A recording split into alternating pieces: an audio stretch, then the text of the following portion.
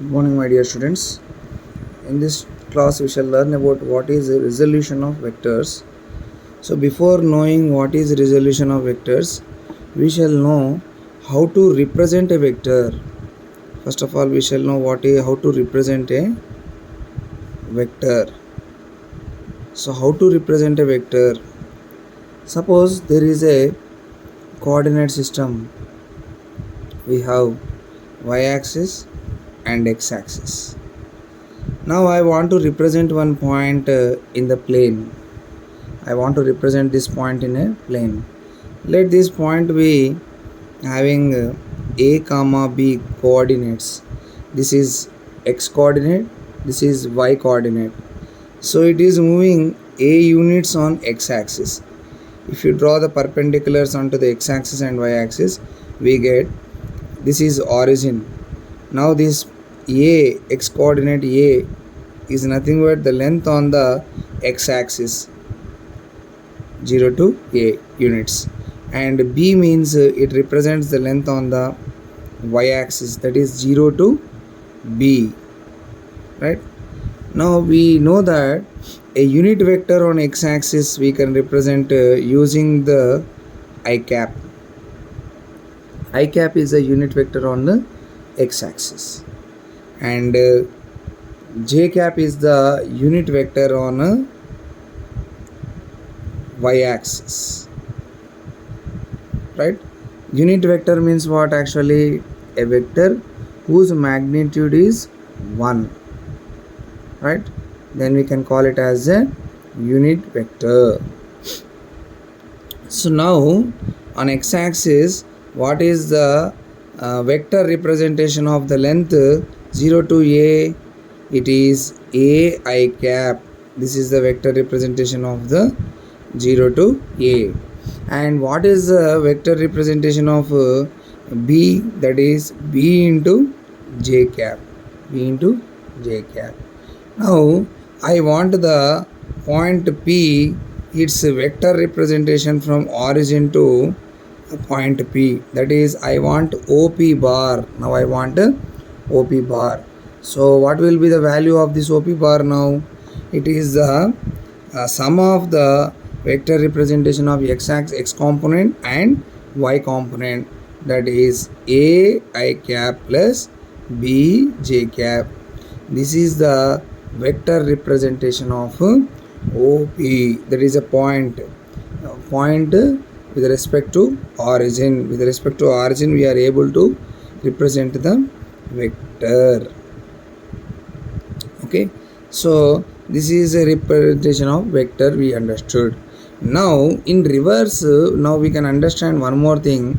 If a vector is given, this component which is multiplied with the unit vector I is called as the x component, and the component which is multiplied with the j cap is called as the y component, So this thing, so for any vector we can find out in a two-dimensional plane, especially we can find out the x component and we can find out the y component. If any vector randomly it is given, suppose r bar is one vector, it is given like this: x I bar I cap plus y j cap. So from this what we can find out? X is the x component, y is the y component. Or similarly, one more vector I am taking: 2 I cap plus 3 j cap. One vector is given. In this, what is the x component? 2 is the x component and 3 is the y component. Okay, if you take the magnitude, 2 is the magnitude. If I take the vector, 2 I cap is a vector along the x component and 3j is a vector along the y component. So like this we can decide the x component and y component of a given vector. Okay, now resolution of vector. What is resolution of vector? Now any vector is given in a particular direction. How to measure the direction? Angle that is made with the x-axis, we can call it as the direction of a vector. Here this OP bar is making certain angle with the x-axis. It is making an angle with the x-axis, that is theta is the angle made by the OP bar with the x-axis. Now using this angle we can resolve this OP bar into x component and y component. So how to resolve this OP bar into x component and y component? That process is called as the resolution of a vector. So in this process we use trigonometrical ratios, that is sin theta and cos theta. Basic definitions we are going to use. So what is sin theta, what is cos theta means? Here you take the triangle OPQ. Suppose this point we represent as with the letter Q. Now OPQ is a triangle. Now OPQ is a triangle. Suppose I draw here separately. This is triangle OPQ. Suppose this is origin and this is the point P and this is Q, right? Now it is making an angle theta. Now this is a right angled triangle. This is a right angled triangle. Here trigonometrical ratios are applicable. Trigonometrical ratios are applicable.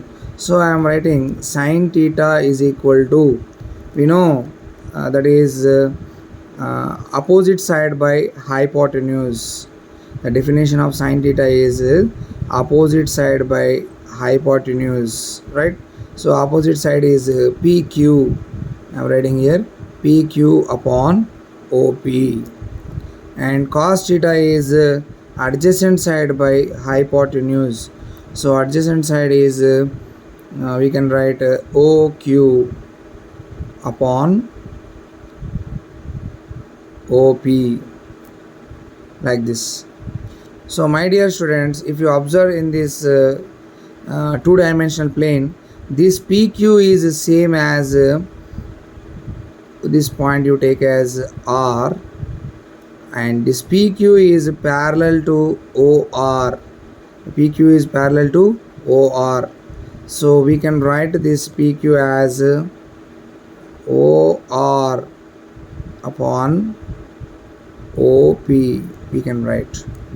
So this OQ and OR are nothing but, OQ is a vector representation or the length representation on x-axis, and OR is the length that is represented along y-axis. Okay, so now I can take the values like this. OR is nothing but, OR is here, you see OR is nothing but B units, right? OR is B units, or we can take it is on y-axis, we can take it is B units upon OP. OP is nothing but if this is A units, if this is B units, using Pythagoras theorem we know that, you know adjacent side and you know the opposite side, we can easily write the hypotenuse as under root of A square plus B square. This is the Pythagoras theorem. According to the Pythagoras theorem, the hypotenuse is the square root of the sum of the squares of base and height. Base square plus height square, under root of base square plus height square. This is square root of base square plus height square will give you the hypotenuse, that is OP is equal to, we can find out, right? So using that formula we can write now OP is nothing but under root of A square plus B square, like this we can write. And this is also equal to what we can write OQ. OQ means what, my dear students? OQ is the length on x-axis. So we can write that is equal to A upon, again OP we got, that is nothing but under root of A square plus B square. So here like this we have resolved successfully the components of